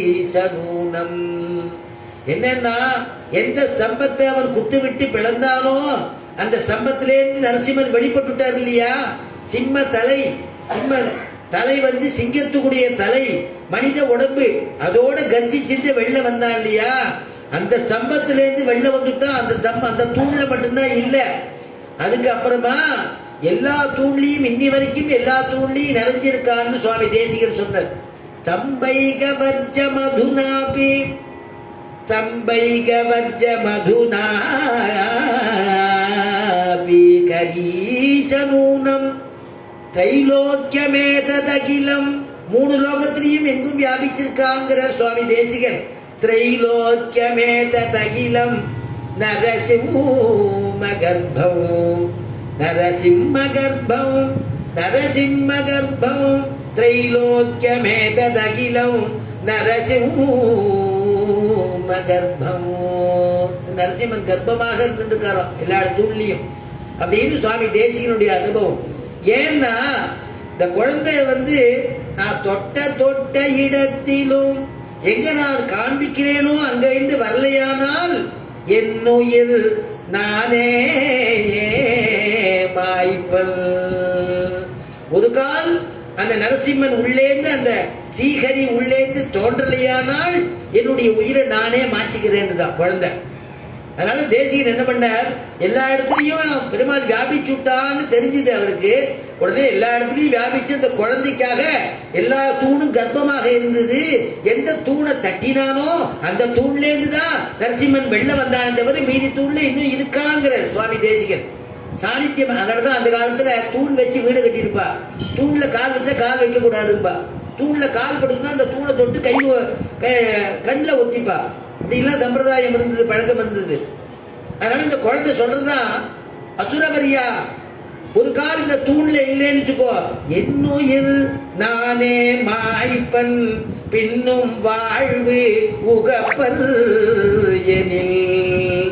இப்ப இத்தனை நாள் நீ என்ன தண்டனை கொடுத்தாலும் என்ன என் உயிரை போக்கணும்னு நினைச்சே எனக்கு வாழ்வு கொடுத்தானு இல்லையா பெருமாள், என்ன வாழ வச்சான் இல்லையா? இதே மாதிரி இப்ப நீ வதம் பண்றதுக்கு வரும் பொழுது அந்த பெருமாள் என்ன வாழ வச்சான்னா, ஒருவேளை வராம தன்னுடைய அனுகிரகத்தினாலேயே வாழ வச்சுட்டான்னா, நான் இனிமே அவனுடைய தாசன் இல்லைன்னு கொடுத்தான் குழந்தை, அவனுடைய தொண்டன் இல்லைன்னு தான்.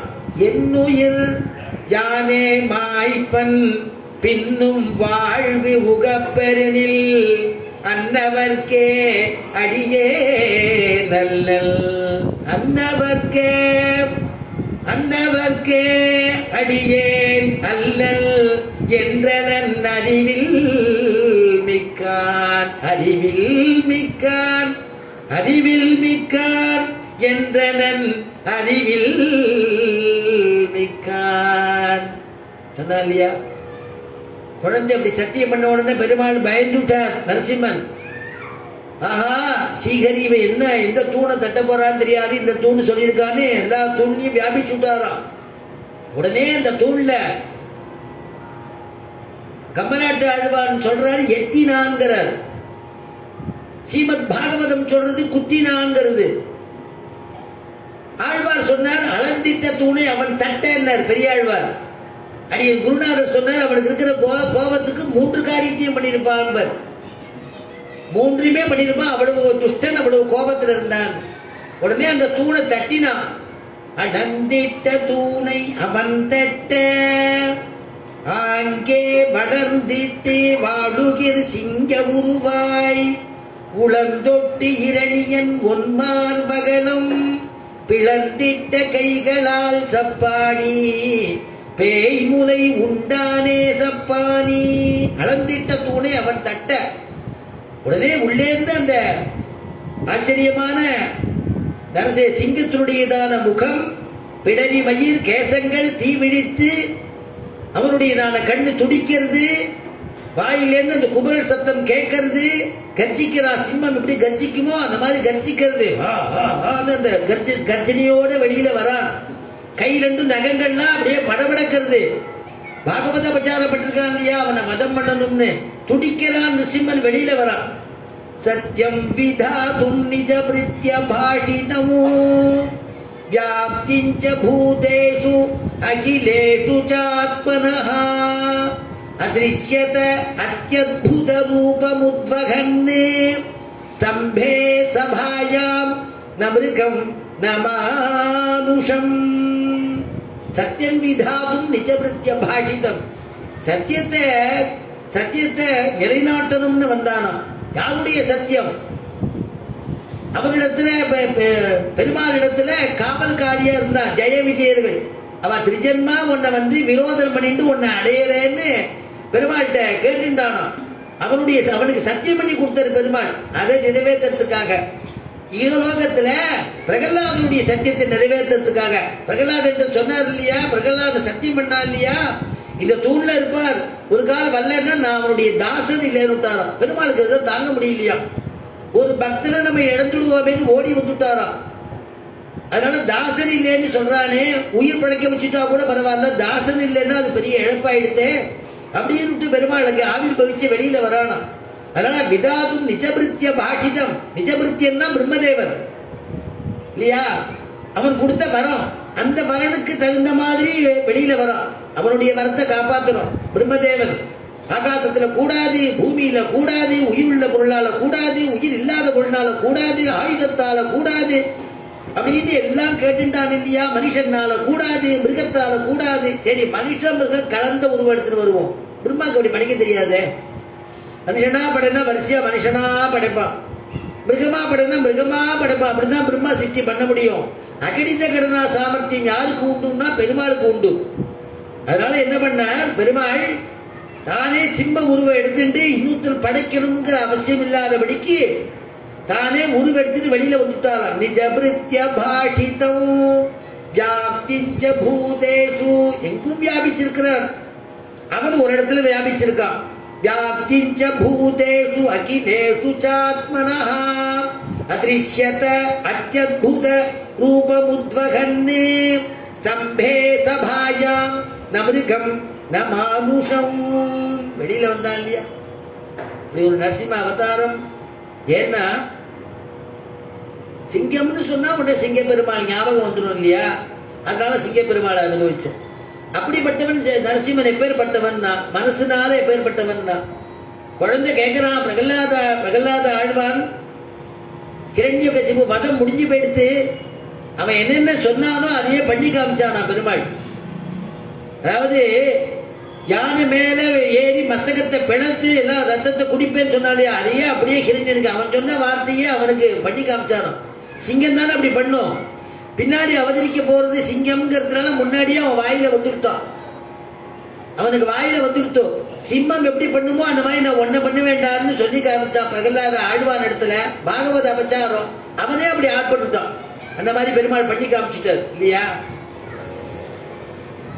ஆனா அவன் பிரகலாத ஆழ்வான் கேட்கிறான், உனக்கு யாராவது வர வேண்டாம் கேள்டாங்கிறார் பெருமாள். சாந்தமான பிறகு எனக்கு வரமே வேண்டாம், எங்க அப்பா கேட்ட வரம் போறோம், எங்க அப்பா பட்ட அவஸ்தையை பாட்ட கண்ணுக்கு நேர எனக்கு வரமே ஒண்ணு வேண்டாம்ப்பா பிரபு அப்படின்னு கை கூப்பினான். அப்படி எல்லாம் ஒண்ணு சொல்லாதப்பா, அவன் ஏதோ உனக்கு அது அந்த ரகசியங்கள்லாம் தெரியாது, அதனால அவன் என்னுடைய கையால் கூட அவனுக்கு மோட்சம் தான் கிடைக்கும், அது மட்டும் இல்ல அப்படின்னு சொல்லிட்டு இருக்கான் பெருமாள். அப்ப பிரகலாதன் கேட்கிறானா, இனிமே எங்களுடைய குலத்துல இந்த மாதிரியான ஒரு மதம் நடக்கக்கூடாது, இவெல்லாம் அசுரர்கள், நாங்கள் எல்லாமே அசுரர்கள் தான், அசுர சுபாவத்தோடு தான் இருப்போம், நீ தான் பொறுத்துக்கணும், பொறுத்துன்னு அனுகிரகம் பண்ணணும்னு பிரார்த்திச்சிருந்தானா. அதனால இனிமே இன்னொரு தடவை இந்த மாதிரி எதுவும் ஏற்படக்கூடாதுன்னு பெருமாள்கிட்ட பிரார்த்திச்சிருந்தானா பிரகலாத ஆழ்வார். சரி பரவாயில்ல, உனக்கு இப்ப என்ன வேணும்னா, எனக்கு ஒண்ணு வேண்டாம், என் குடும்பம் எல்லாம் எல்லாரும் க்ஷேமமா இருக்கணும், எங்க தலைமுறை எல்லாம் க்ஷேமமா இருக்கணும்னா. என்னப்பா நீ இத்தனை பகவன் நாமா சொல்லியிருக்க, எத்தனை நாமா நீ சொல்லியிருப்ப. குலகோடி சமாயுக்தா லபதே மாமகம் பதம். குலகோடி சமாயுக்தா, உன்னுடைய நீ சொன்ன பகவன் நாமானாலேயே 21 உன்னுடைய தலைவர்கள்லாம் அத்தனை பேரு கரையேறிடுவாப்பா, பின்னாடி வரவாலும் கரையேறுவா. உன்னால பரம பாகவதன் நீ பிறந்திருக்க இந்த குலத்துல. அசுர குலத்துல ஒரு முத்து உண்டா, நீ ஒரு முத்து மாதிரி பிறந்திருக்கியப்பா, அதனால நீ ஒன்னாலேயே எல்லாரும் பாவனம் அடைவார்கள்னு பெருமாள் ஆசீர்வாதம் பண்ணினார். அந்த பிரகலாதனை மடியில உட்காந்து வச்சிருந்தார். எல்லா ஆச்சாரியாலும் ஒரு சிம்மாசனம் பண்ணி தான் அதுல உட்காந்துப்பா.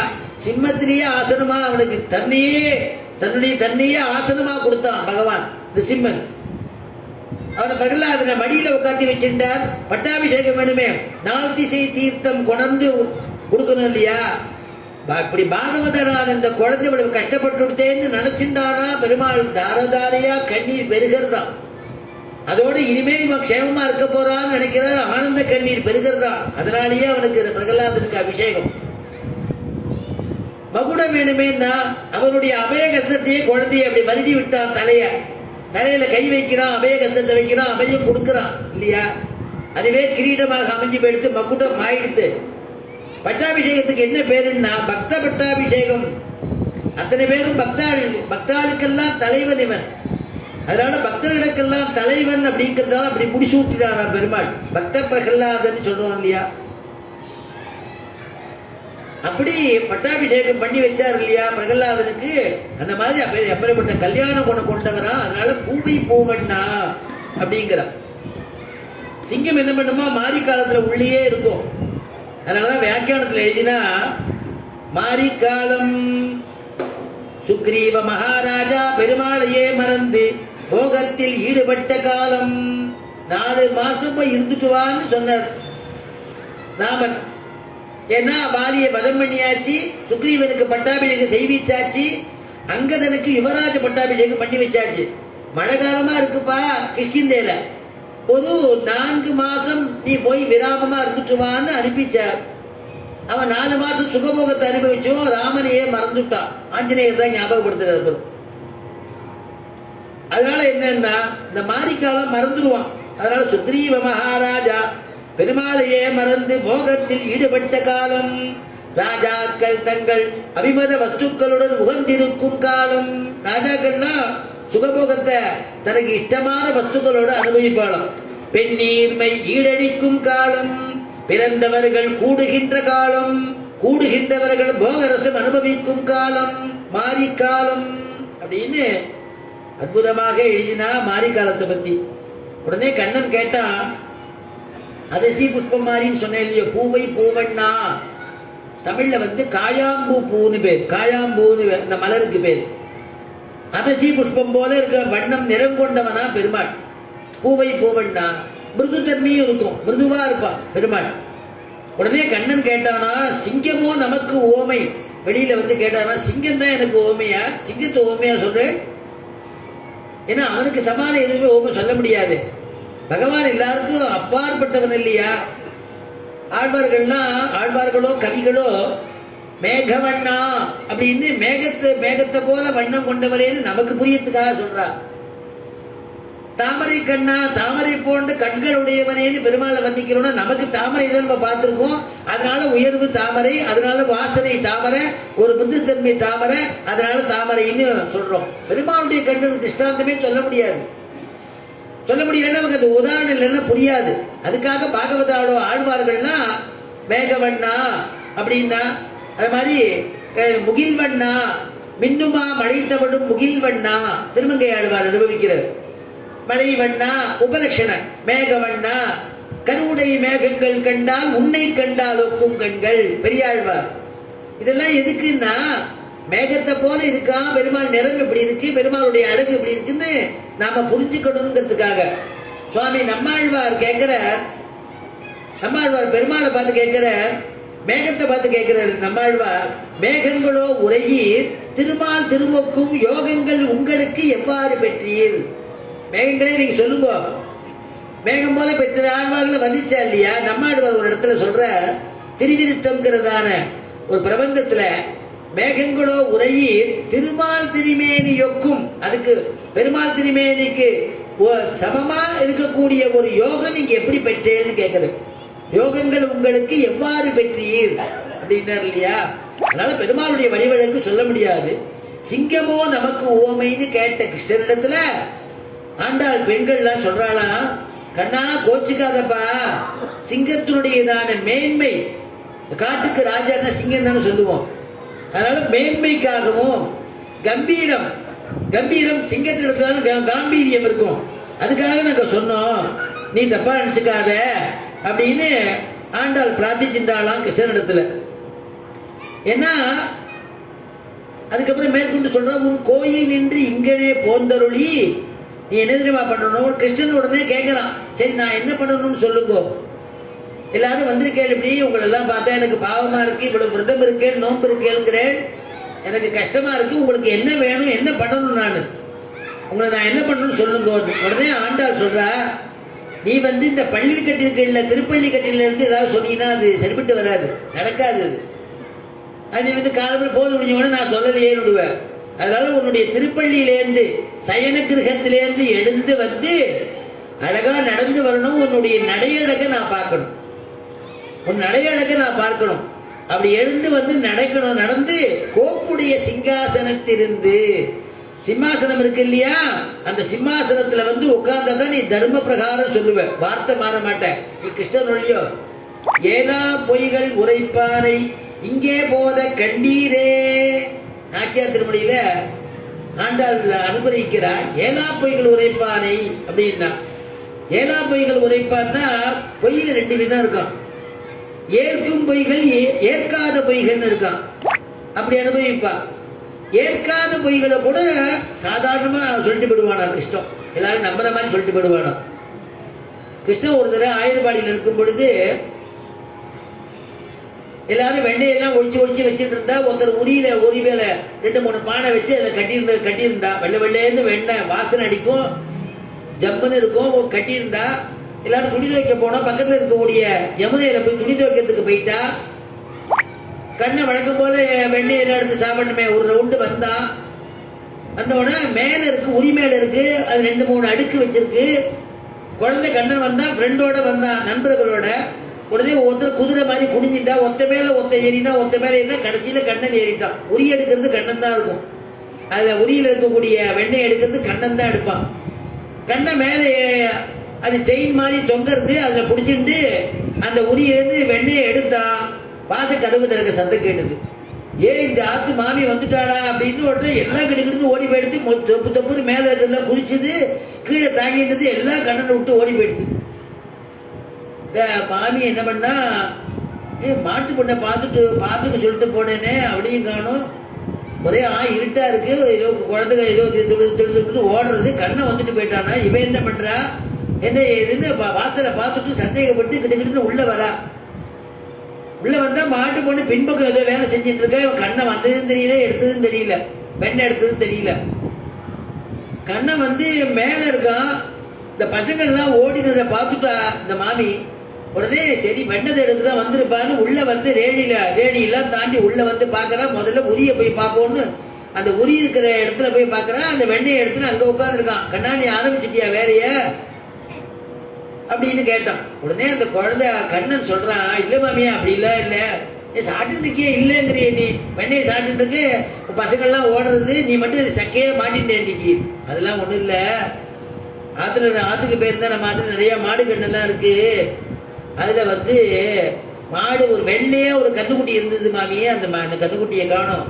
எல்லா இடத்துலயும் தேடி, எல்லா ராத்திலையும் போயிட்டு வந்தேன், எங்க போயிடுதுன்னு தெரியல. அம்மா பார்த்துன்னு வர சொன்னா வந்தேன்.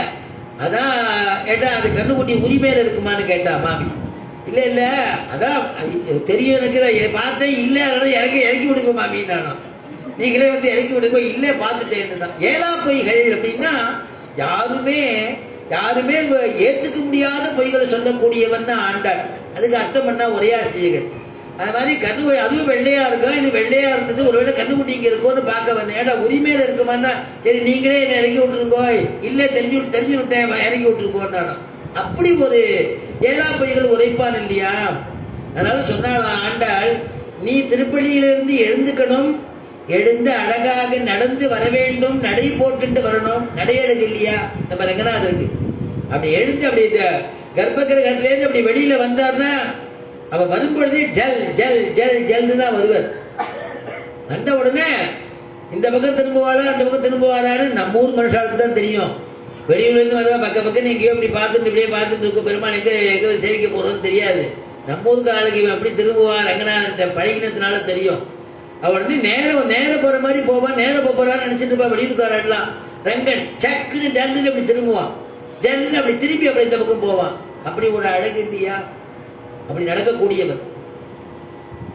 இந்த நடையழகு தான் வேணும் அப்படின்னுட்டு ஆசைப்பட்டு ஆச்சாரியன் என்ன பண்ணாரா, திருக்குடந்தையில 6ஆமுதனுக்கு அந்த நடையழக பார்க்கணும்னு திருவுள்ளமும். அதனால என்ன பண்ணாரா, ஸ்ரீரங்கத்திலேருந்து சீபாத தாங்கிகளை கொண்டு இந்த நடையழக பார்க்க வைக்கணும் அப்படிங்கிறதுக்காக அழைச்சிட்டு போய் திருக்குடந்தையில அந்த 6ஆமுதனை எழுந்துள்ள பண்ண சொல்லுவோம். ஸ்ரீரங்கத்தில் நடக்கிற மாதிரி நடக்கணும் அப்படின்னாலாம். அவளுக்கு முதல்ல அது தெரியாது. ஸ்ரீபாதாங்கியர் கைகிரி மண்டத்துக்கு மனுஷா இல்லைன்னு கூப்பிடுறா போகுது. ஏழை பண்ணிட்டா. ஏழை பண்ணி சாதாரணமா எப்போதும் 6ஆவது ஏழை பண்ணி அப்படி நடப்பாலும் நடந்து கொண்டு உற்சவம் முடிச்சு ஏழை பண்ணிட்டாலும். உடனே அந்த ஏற்பாடு பண்ணவர் சொன்னார், நாங்க ஸ்ரீரங்கத்தின் நடைய பார்க்கணும், ரங்கநாதனமாய் நடக்கணுங்கிறதுக்காக தான் உங்களை கூட்டு வந்தோம் சீபாதாங்கியில. அந்த நடை போடவே இல்லையே நீங்க. உடனே சீபாதாங்கியில சேர்ந்து சொன்னாலாம், நாங்க நடக்கலையே சுவாமி, தோல்ல தான் பெருமாளை நாங்க தூக்கி வச்சுக்கிறோம், எழுந்துள்ள பண்றோம். எங்களை நடத்துறமோ நடக்கிறமோ ரங்கல்ல. அவன் கையில பாதுகை, அவனுடைய திருவடியில பாதுகை சாத்திட்டு இருக்கான் சுவாமி. உங்க பெருமாளுக்கு பாதுகை சாத்திக்கலையே, அவன் பாதுகை சாத்திட்டு இருக்கான். ஜெல் ஜெல் நடக்கிறான், பாதுகை சத்தம் கேட்கறது, ஜெல் ஜெல் அந்த கொலுசு சத்தம் கேட்கறது, நட அழகா இருக்கு. இந்த மாதிரி சொல்லியிருந்தேன்னா நான் முதலே சொல்லிட்டு போயிட்டேன், நடையழகு வராதுன்னு நாங்க சொல்லிட்டு போமேனாலும். அப்படிப்பட்டதான நடையழகு ரங்கனை தவிர வேற யார்கிட்ட பார்க்க முடியும் சொல்லுங்க இல்லையா? அதனால 4 விதமான நடையழகையும் நம்பெருமாள் பக்கலிலே காணலாம் அப்படிங்கிற மாதிரி வியாக்கியாதாங்கள் எழுதினபடி ஆண்டாள் பிரார்த்திக்கிறா. நீ சயன கிரகத்திலேருந்து எழுந்து மெதுவாக நடந்து வந்து கோப்புடைய சீரிய சிங்காசனத்தில் எழுந்தருளி இருந்து, அதுக்கப்புறம் நாங்க வந்திருக்கிறத நான் பிரார்த்திக்காமலே, ஆண்டாள் சொல்றா, நாங்க பிரார்த்திக்காமலே, ஏன்னா இவாளுடைய நோன்பு லோகத்துக்கு எப்படின்னா கோபவர்த்தர்களுக்கு மழை பெய்யணுங்கிறதுக்காக. ஆண்டாளுடைய திருவுள்ளம் என்னன்னா கிருஷ்ணனுடைய சம்ஸ்லேஷம்னா சேர்றது, கிருஷ்ணனோட சேர்ந்து அனுபவித்தல், அந்த அனுபவிக்கக்கூடிய ஒரு ரசத்தை கொடுக்கணுங்கிறது தான் இவருடைய திருவுள்ள. கிருஷ்ணா நீ உன்னோட சேர்த்துக்கோ, அதுக்காக தான் இவ்வளவு பாடுபடுறோம் அப்படிங்கிறத நீ புரிஞ்சிண்டு கோப்புடைய சீரிய சிங்காசனத்திலிருந்து யாம் வந்த காரியம் ஆராய்ந்து அருளேலோ, ஆராய்ந்து அருள வேண்டும் அப்படின்னு பிரார்த்திக்கக்கூடியதான பாசுரம் சொல்லி ஆண்டாள் இந்த பாசுரத்தை தலை கட்டுறா அப்படின்னு. நம்முடைய உபன்யாசம் 10ஆம் தேதி மட்டும், 10ஆம் தேதி மாத்திரம் கிடையாது, வைகுண்ட ஏகாதசி உற்சவமானத்தினால. அதே சமயத்தில் வேற நிகழ்ச்சி இங்கே நடக்கிறது, அதே சமயத்தில் ஞாபகப்படுத்துகிறோம். அதுக்கு பிறகு நம்முடைய ஆண்டாள் திருப்பாவை மகோத்சவம் 13ஆம் தேதி முடியறதாக இருந்தது. அப்புறம் ஆண்டாளுடைய திருவுள்ளம் ஆஞ்சநேயனுடையதான திவ்யமான அனுகிரகம் சேர்ந்து 14ஆம் தேதி ஸ்ரீ ஆண்டாளுடைய திருக்கல்யாணம் அப்படிங்கிற மகோத்சவத்தோட இந்த திருப்பாவை மகோத்சவத்தை பூர்த்தி பண்றோங்கிறதையும் இந்த சமயத்தில் எல்லா இடத்துலையும் விஞ்ஞாபிச்சுக்கிறேன். எல்லா உற்சவங்களும் உபன்யாசத்துக்கெல்லாம் அவசியம் எல்லாரும் கலந்திருந்து ஆண்டாளுடைய திவ்ய அனுகிரகத்தையும் பெற்றுக்கணும். இதுகாரும் இந்த கதாசிரவணம் பண்ண எல்லாருக்கும் சகல க்ஷேமத்தையும் ஆண்டாள் அருள வேணும், ஆஞ்சநேயன் அருளணும், பெரிய பிராட்டியா ரங்கநாதன் எல்லாருடைய திவ்ய தம்பதிகளுடைய அனுகிரகமும் ஏற்படணும்னு பிரார்த்தனை பண்ணிட்டு பூர்த்தி பண்ணிக்கிறேன். நன்மையும் செல்வமும் நாளும் நல்குமே, திண்மையும் பாவமும் சிதைந்து தேயுமே, சென்மமும் மரணமும் இன்றி தீருமே, இம்மையே ராமா என்ற 2 எழுத்தினாள் மங்களம் கோசலேந்திராய மகனீய குணாப்தயே சக்கரவர்த்தி தனூஜாய சார்வபௌமாய மங்களம் ஸ்ரீமத்தை விஷ்ணு சித்தாரிய மனோநந்தன கேதவே நந்தநந்தன சுந்தரியை கோதாயை நித்யமங்கலம் யஸ்மாதேவ மயா சர்வம் சாஸ்திரமக்ராஹினான்யதः தஸ்மை வேங்கடநாதாய மம நாதாய மங்களம் ஸ்வஸ்தி பிரஜாப்ய பரிபாலயந்தாம் ஞாயேன மார்கேண மகீம் மகீஷாः கோப்ராஹ்மணேभ्यः சுபமஸ்து நித்யம் லோகாः சமஸ்தாः சுகினோ பவந்து.